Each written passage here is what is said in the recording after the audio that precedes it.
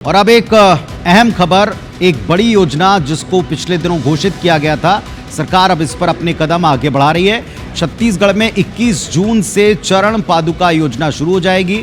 चरण पादुका योजना पर डिप्टी सीएम अरुण साव का बयान आया।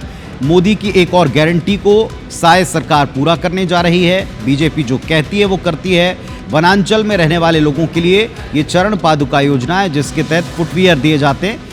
चरण पादुका योजना पर पीसीसी चीफ दीपक बैज का तंज भी सामने आया कि हमने अलग अलग नंबर का जूता बंटते प्रदेश में देखा है, एक पैर में अलग, दूसरे पैर में अलग, और ये कमीशन खोरी वाली योजना है जिसको बीजेपी नेता फिर शुरू कर रहे हैं। चरण पादुका योजना नहीं, कमीशन खाने की योजना, ये कहकर तंज कसा दीपक बैज ने।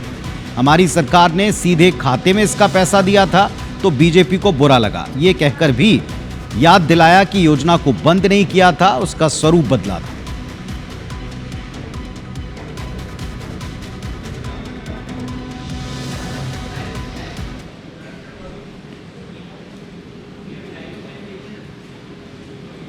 तेंदुपत्ता संग्रहण करने वाले जो हमारे आदिवासी भाई बहन हैं, जंगलों में जाते हैं तेंदुपत्ता संग्रहण करने, और उनके पैरों में कांटा ना गड़े, पैरों को तकलीफ ना हो, इसलिए चरण पादुका की योजना हमने प्रारंभ की है और उसकी शुरुआत माननीय मुख्यमंत्री जी करने वाले हैं। तो एक और मोदी की गारंटी हम पूरा करने वाले हैं।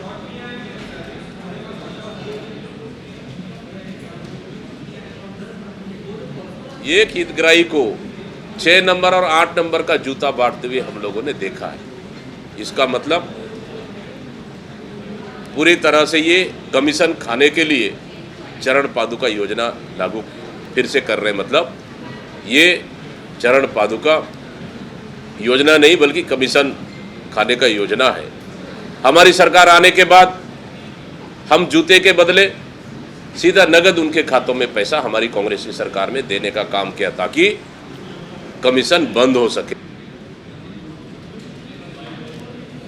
तो चरण पादुका योजना बंद कर दी थी पिछली कांग्रेस सरकार ने, ये कहकर तंज कसा था भारतीय जनता पार्टी ने कि जनहित की योजना, आदिवासियों के हित की योजना को बंद किया। लेकिन अब बीजेपी सरकार ने जो 2023 के चुनाव में वायदा किया था कि इस योजना को वापस शुरू करेंगे, तो उसी के तहत मोदी की गारंटी को पूरा करने जा रही है। साए साए काम हो रहा और इस पर कांग्रेस का भी बार आपने सुन लिया।